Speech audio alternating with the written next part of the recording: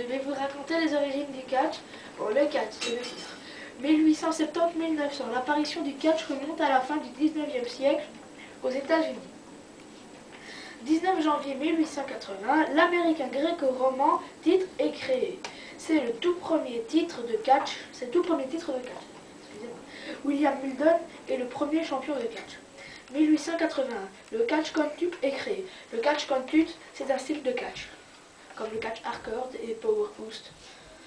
1893, l'américain Heawitch titre est formé par l'unification des titres américains gréco-romans titres de catch à catch Country. Ernest Robert est le lutteur qui unifie les deux titres. 1900-1950. À partir des années 30, le catch commence à se développer en Angleterre. Novembre 1901. Grégoire Heunsmann gagne un tournoi international de catch organisé à Vienne. Vienne, un tournoi de riches, bien sûr. À l'issue de sa victoire, il est déclaré premier World Heavyweight Champion. C'est une ceinture de catch, c'est le WWE. Ce titre honorifique n'est pas officiellement reconnu partout dans le monde du catch. 1950-1994. 1983, la WWF quitte la NAWA et devient une fédération indépendante. Vince McMahon, donc le général manager de WA est une fédération comme la NAWA, la WWF, la WWE, décide d'en faire une fédération internationale.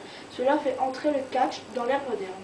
1993, séparation définitive entre la WCW et la NAWA. 1994, la ECW quitte la NAWA et devient une fédération nationale indépendante. Elle est rebaptisée Extreme Champion Wrestling et Extreme devient Extreme. Heyman décide de se spécialiser dans le catch hardcore.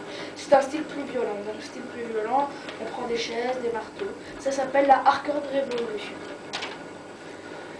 Et voici quelques exemples sur le catch. Le catch n'est pas un sport mais un divertissement sportif, car ce n'est pas une discipline olympique. Les règles. Mettre à terre son adversaire durant 3 secondes. Et lors d'un combat, lors d'une prise, faire attention à ne pas lancer son adversaire sur les présentateurs ou le public. Quelques prises. Du foot, en anglais gros pied. Ça consiste à mettre un coup de pied dans la tête de son adversaire. FU, on prend son adversaire sous ses épaules et on le lance. Pedigree, on prend son adversaire, on met ses bras en l'air, on l'écrase sur le sol. Et tombstone, on écrase la tête de son adversaire sur le sol. C'est tout.